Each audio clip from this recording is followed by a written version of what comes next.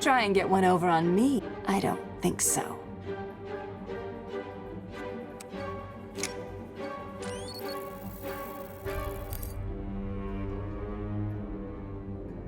Get your filthy paws off that now.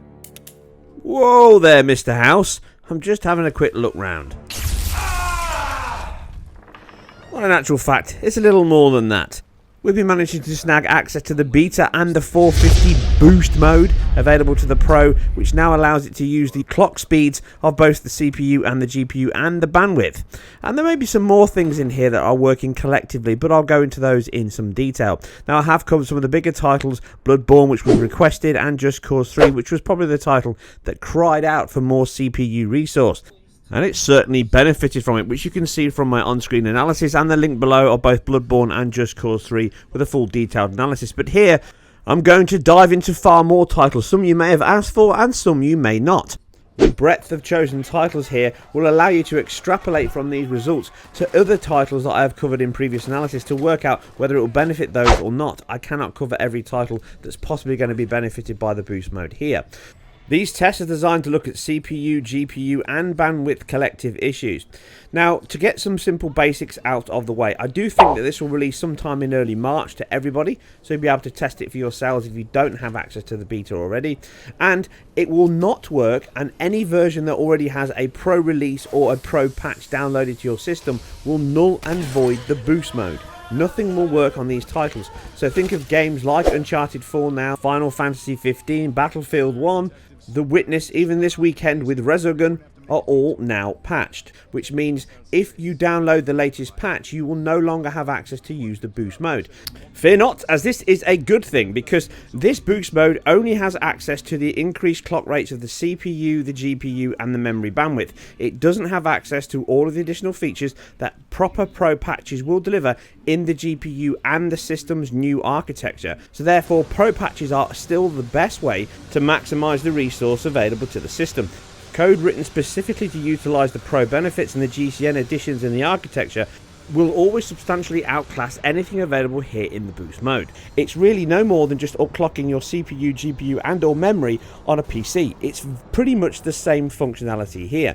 Now, this doesn't rule out the possibility of them increasing their hardware performance by utilising the GCN hardware within their software layer API, but this is unlikely. It all depends, I think, on how the Scorpio delivers and what happens with that machine. So we understand the systems, but what are we looking at in terms of actual hardware upclocks? Well, first thing is the CPU. This has had the biggest increase from the previous base PS4 model and the Pro in standard mode. Now this boosts it from 1.6 GHz all the way up to 2.1 GHz, which is a healthy increase of 31%.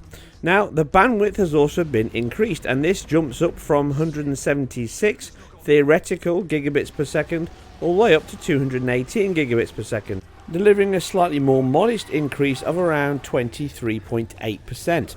Now this is AMD hardware, so it wouldn't be fitting without rocking out an AMD graph. Yes, this may be the smallest jump, but it looks the biggest because it's the GPU. This is going up from 800 MHz all the way up to 911 MHz, a more modest increase of around 13.8%. And if all this gets too confusing, we can always use Pi. Pi, our trusty friend. Yes, indeed. So the summary is on screen. You can see where we stand with the hardware. So what does it all mean in actual practice? The most important parts of any on-paper statistics. Let's get to it.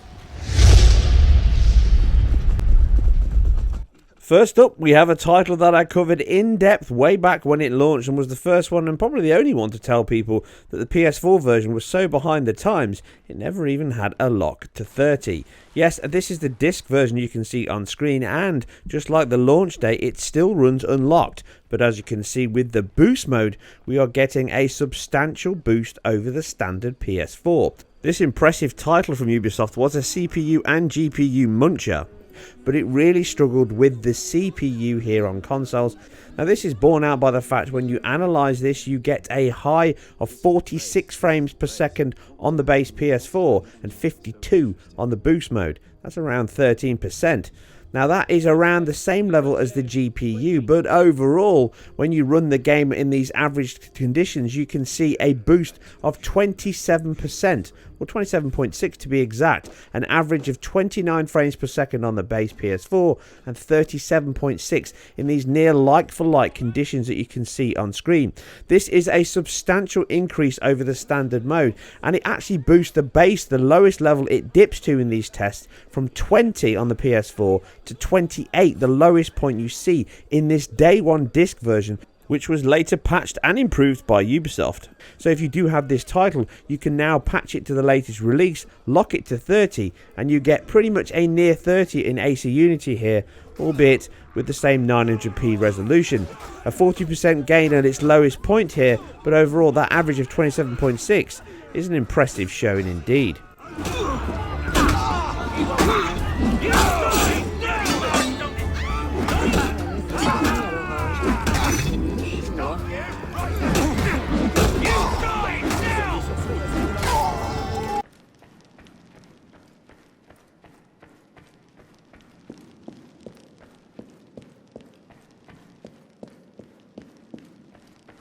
Oh no, hello. Security. Where's my goddamn money, you son?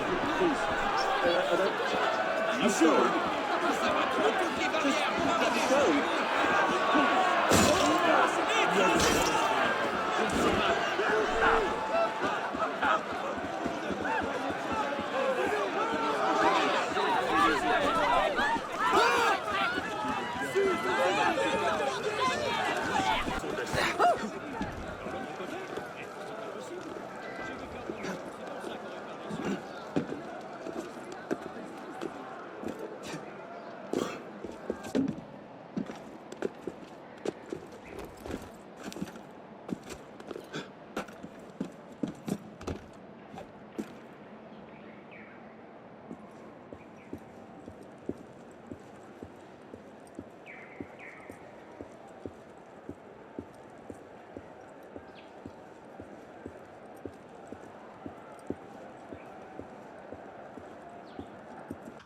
Here's a man with good news, I think.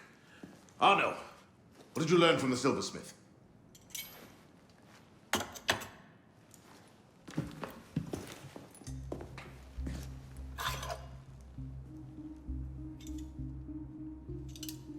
Poison.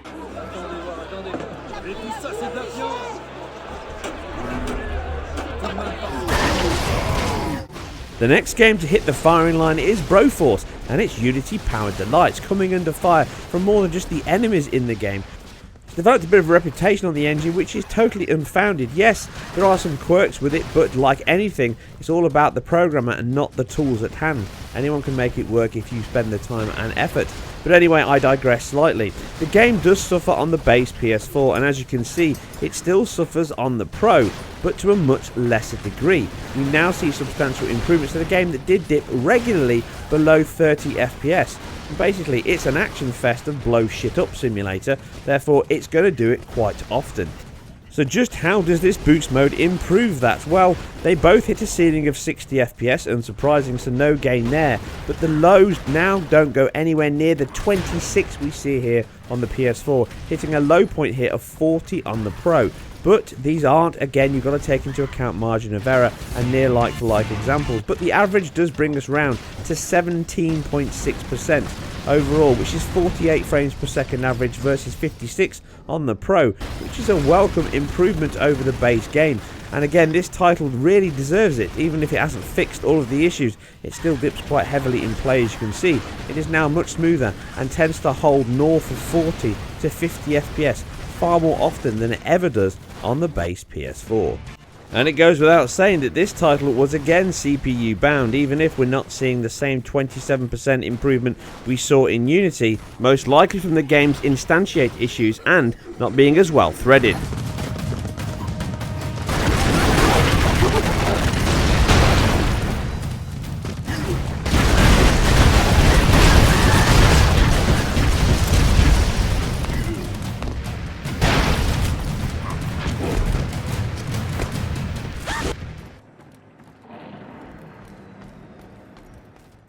on the eve of Guerrilla's next title in Horizon Zero Dawn, which sadly I've been able to secure a review copy of, but I will be covering an in-depth analysis soon, so please bear with me on that. This title launched nearly 4 years ago now and still looks as beautiful now as it did then, with their now titled Decima engine powering this and obviously Horizon Zero Dawn. But it always struggled to really hold anything north of 40 for any long periods of time, and it spent much of its time hovering around the 30s and maybe low 40s, which means it wasn't the most consistent game, and with it being a shooter in heavier firefights, this did present some problems, which we can see again here with this analysis. But what does a pro do to that? Well, surprisingly, not a lot. This title will be very well managed and heavily threaded. I'm sure like many titles it will flip and flop between memory bound, CPU bound, GPU bound, but predominantly this title is GPU bound. And this is borne out by the statistics, which, like I say, the GPU increase is only 13.8%, the smallest part of the system. And in single player we're seeing a peak of 53 high point on the base PS4 and 60 here on the PS4 Pro in boost mode. And guess what? That's 13.2%. Pretty much bang on to the GPU increase. We do see a higher low, 28 on the base PS4. It now doesn't dip below 33 here, which is around 17% difference. And overall, we're looking at a 16% improvement, which is 37 frames per second average versus 43. Not a huge shift, but again, that 16%. Predominantly the GPU and maybe some memory bandwidth. This is a well balanced game and it does improve here in single player, but not as much as multiplayer.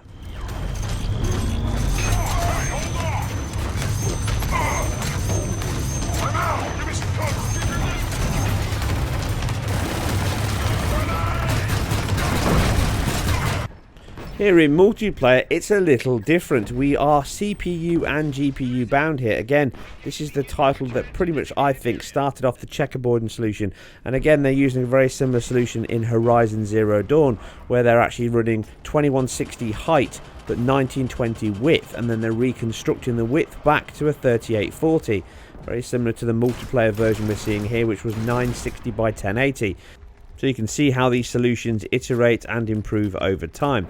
Now on the multiplayer side here, the actual PS4 base is actually not a bad performer in multiplayer, but it can dip to lows of 37 in my tests here, with the boost mode on the PS4 Pro coming in with a low of 50. That's 35% improvement, which looks to be both GPU, CPU, and maybe a little bandwidth in there as well. They both hit a peak of 60, obviously, in multiplayer. But overall, the difference is smaller. It's 13% between the two. 51 frames per second average on the PS4, and 58 here on the boost mode.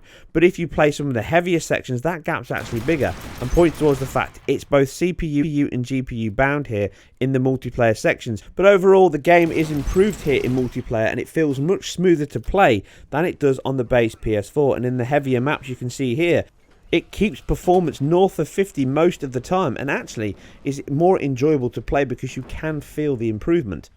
And even though the statistics don't say it, I'm sure in heavier tests in some of these bigger maps it would actually pull clear of the single player improvements, because you can feel that when you play.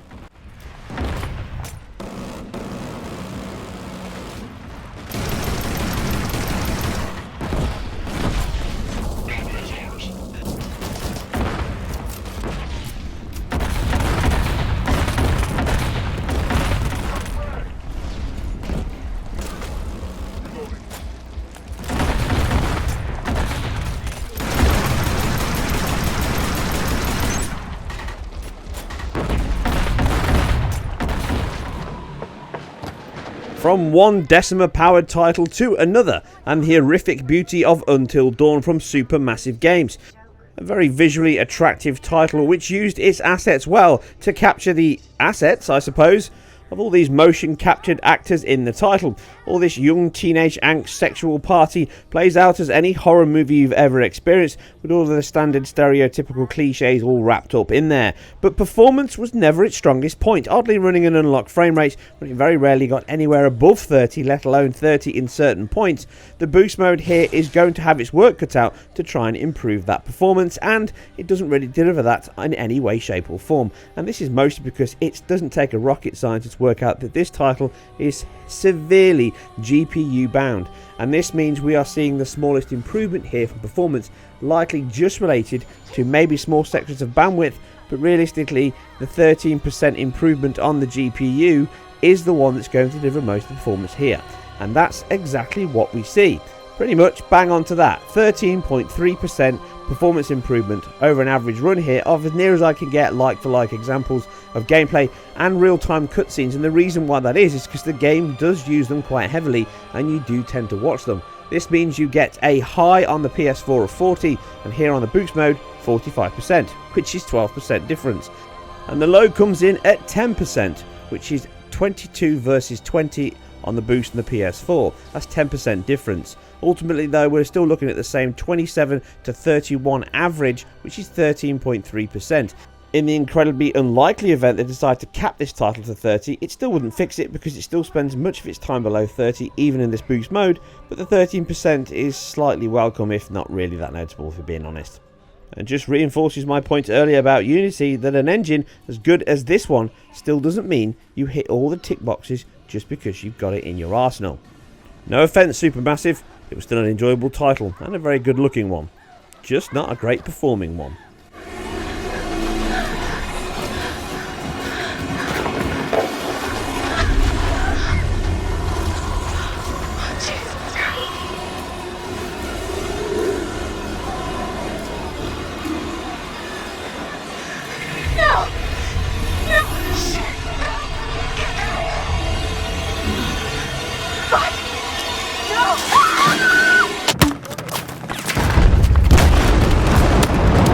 Exploding onto our screens and the generation at large was DICE's Battlefield 4, the game that's paved the way for probably one of the best multi-platform engines at the moment in Frostbite. But here on the PS4, just like all versions, it could dip a little bit. Now the Pro mode, or at least the Boost mode here, does it help things out? Well, as you can already see, the improvement for the physics destruction is actually greatly reduced. Well, the animated destruction anyway. But the overall game is pretty solid at 60 FPS predominantly, but this test here sees that we do see very small gains, even if they're not completely fixed. Now, as you can see on screen, the dips don't go below 50, whereas before they dipped into the 43s, and then you get a run here of a few seconds more dips, which is completely solid 60 on the new boost mode.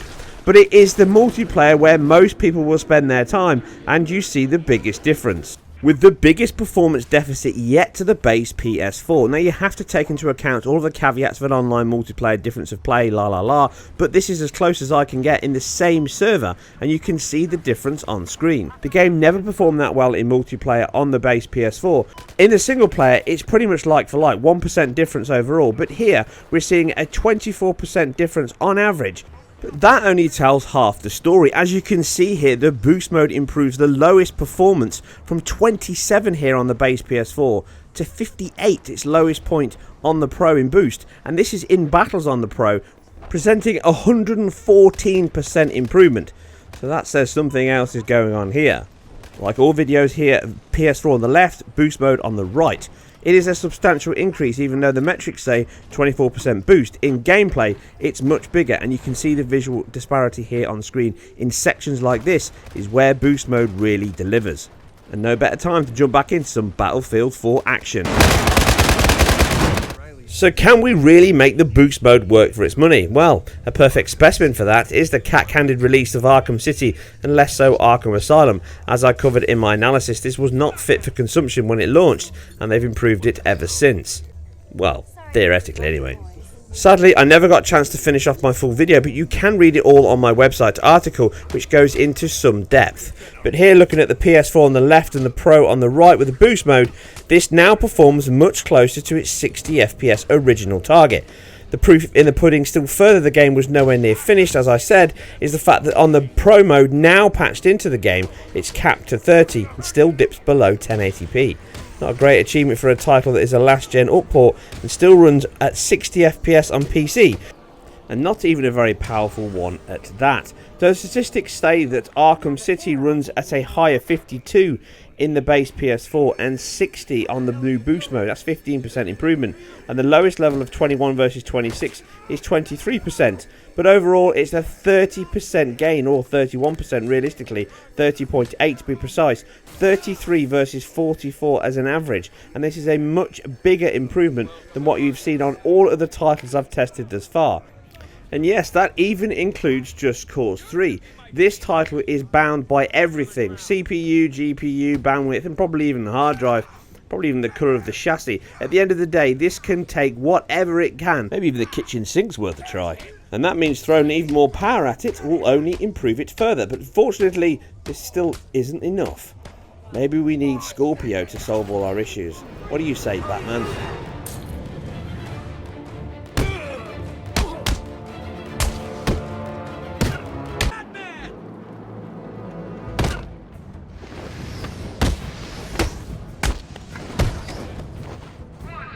Batman! It's Batman!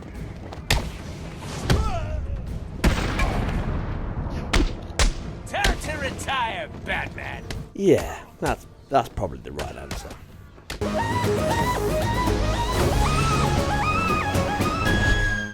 It's not only AAA titles that benefit from this boost mode, with another Unity title, this time from 17-bit, also receiving a healthy boost. Many would have thought the title would be 60 FPS anyway. I mean, look at those visuals. Why is it not? 60 is easy. Of course, I'm being sarcastic. That's not the case at all. And again, this title sees some substantial increases of it spending a lot of its time in the 30s to 40s once you got into battle. This game was a really fun, enjoyable and old school shooter, but again, like all titles, uses 3D vectors. Even though it looks like a 2D game, it's just really emulating that look of old sprites and shooters, with a boost mode rushing to the rescue and not really patching those dips below 60, but it does improve performance overall. So, in all the tests thus far, this takes second place to Arkham by 1%, coming in at 30.4%. This means we see a very similar peak, 57 at the highest point on the base PS4, and 60, only 5% improvement. But 25 to 40 is the lowest point. That's a 60% improvement. But overall, it's 42 versus 55 as an average. That 30% improvement jumps in and snatches the silver place of the most improved, worst performing game on the list. You get my gist. Why am I doing this? Well, we can pick up clues to the Imperial fleet's movement after the battle. Not to mention, we need the spare parts. Ow, sharp! Yeah, oh, gosh. It seems whenever there's a performance-related article to cover, Lara's at the centre of it. But then again, after all, she's an extreme adventurer. So this, the definitive edition on the base PS4, pushed over and above the 30 FPS base of the previous titles on consoles, and therefore pushed towards 60, but it didn't quite hit it in all areas. Very reminiscent of the latest version in Rise of the Tomb Raider on the PS4 itself and the Pro, even though that appears to perform, I think, better overall on its target 60 FPS. This title had a few dips underneath, but was still more than likely in the 50s than the 40s, so it was definitely worth an unlocked frame rate. Now this here sees the boost mode pushing it up to a near locked 60, and the averages, even though it doesn't say it's a huge difference, and therefore reinforces my point about the fact it was always one of the best performing titles with an unlocked frame rate, sees a very similar metric of the flat 60 they both hit, but 45 and 54 is the lowest point between the two. That's a 20% gap. But overall, after this long run of test, about 10 minutes, we're seeing 5.72% difference. A 56 average versus a 59.69 average. Like I say, it's pretty much a locked 60 now in this new boost mode. And again, it pushes towards an issue I'll be covering very shortly about unlocked frame rates and unlocked modes and where they work. And of course, where they don't.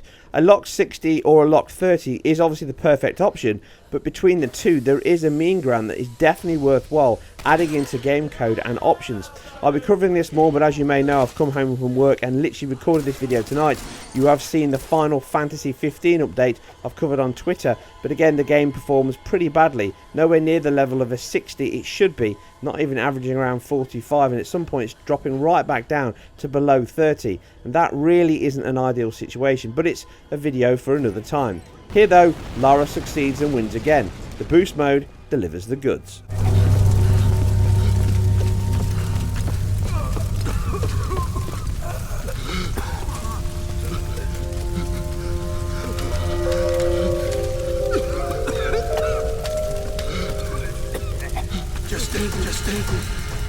Please, please. Go to hell. So here we come to my penultimate game in this list, our loading test. Uncharted 4 is a title you may realise has already been patched on Pro, but it never launched with Pro support. Here, comparing the launch day disc version on the base PS4 on the left and the boost mode on the right, you can see that the game did hold 30 FPS 99% of the time, but occasionally in heavy alpha effects here and firefights GPU bound situations effectively, you can see it dip just below that 30 FPS target. But the boost mode doesn't do it at all, holds onto that target specifically at 30 without any issues. It doesn't dip at all throughout the heaviest section, probably the heaviest section of the game bar the ending. I'm certainly not going to spoil that here, which does clearly demonstrate that even highly optimized and skilled teams like this with the budget like this can still benefit, albeit very small, from this boost in hardware. We're seeing nothing bigger than 7%, and that is the difference between the lowest and highest, 26 versus 28, and those are loading streaming stutters, and the average comes in at an appalling 0.2. But it does stop these small dips you see here, and the game is epically fun at these moments, but you can always just choose the Pro mode, which does all of this and runs it at 1440p. So come on, the obvious choice is obvious.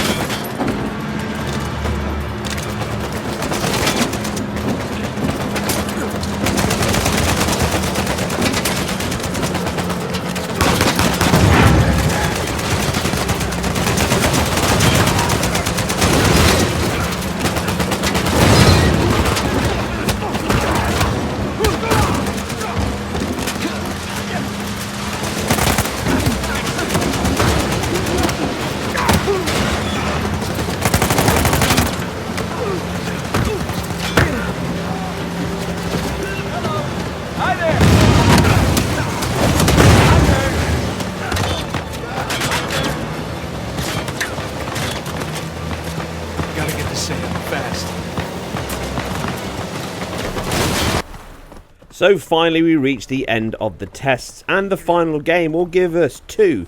Yes, this title will test both CPU, GPU bandwidth and the loading.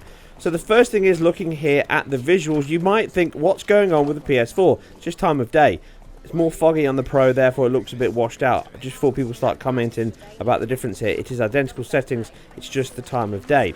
So getting into the metrics of the title, The Witcher 3 was a title that suffered from performance throughout its 1 year plus lifespan, but now with all the patches applied, and that's exactly what we're looking at here, the title no longer seems to suffer anywhere near as bad. On the base PS4, these are both the same versions patched here on the same Pro machine with SSD installed. You still get dips to 27-26, and you don't get any of those on the Pro. Again, this is all streaming issues. I've always said that when I've analysed this game, and it's clear as day here.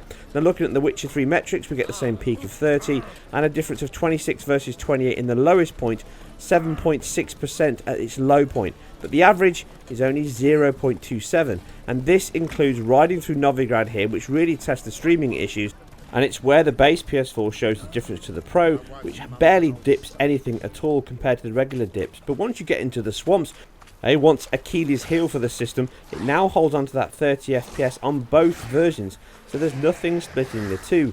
But in the old version, many may ask me to go back and test the disc version. I no longer have it. The reason why that is this is one of the few titles that CG Projekt Red very kindly gave me a review copy of. Something that is still sadly a rarity. Anyway, this title now performs ever so slightly better, but you wouldn't really notice it. Maybe a few times in the stuttering issues, it has now resolved those, and it's the smallest or nearest you'll get to a Pro patch boost, but I do think we may see one with a sting in the tail later this year. Now onto the other test that I have with this game, and that is the loading. One of the things that Sony have said themselves is the games may see a small improvement to loading times as well, and some titles may specifically do that, but no better than this one, which is a long loading title. What you can see here, that comparing the two, this is exactly the same patched version, running on the same hard drive, on the exact same system, running from boost mode and base mode. This isn't back to the base PS4, this is still running on the Pro, but in the compatible base mode, so emulating it. We get nearly 10-second improvement from this load time, which comes in at 69 seconds on the boost mode and comes in at 78.3 seconds on the base PS4 mode. Now this is probably coming from the I/O improvement from the CPU, compressing, depacking and loading all that data from the hard drive into RAM, but I do feel that it's also probably got access to the additional SATA connector here, the SATA 3 connector, which improves the bandwidth, and this may also help as well. It would be a shame and probably pretty stupid to leave that completely idle. Therefore, other titles may see probably a lesser degree of updates here, but any titles that have long loading, then you are going to see this kind of improvement, which again is a welcome boost. Good naming time when you think about what Sony chose there. Well done guys, the marketing advantage. Anyway, this was a long video, but as you can see, it was very in-depth, and I wanted to cover all these titles and give you specific metrics and break it down as close as I can, so you get a good idea of what this boost mode offers. And don't worry, I'll be doing exactly the same thing for the inevitable Scorpio updates that come with all those titles, and I really am looking forward to covering that as well, just like I did with the Xbox One S launch. Anyway, if you enjoyed this or anything else, then please feel free to subscribe and share, as it really helps me immensely and I really need to increase my subscriber count. If you have any thoughts, and I always like to hear what you guys and girls have to say, then please leave it in the comments below. It always helps me for future videos and articles. Did this benefit you? Did you find it useful? You can also read this and more information on my website, which will be up shortly, and again I'll be covering more things on the website because I can get things up quicker than putting together these videos, which do take a lot of time and effort for me. And as you saw this weekend, I had to work, so therefore I didn't have time to put together any videos at all. That said, I have been working on much new content behind the scenes and hope to release and give you some more information on that very soon. Anyway, I appreciate all of you that subscribe and watch. Please leave your thoughts and likes below, and of course those cheeky dislikes if you didn't. Anyway, I'm off. There's more boost mode coming up, Uncharted Nathan Drake style. I'll catch you on the next one.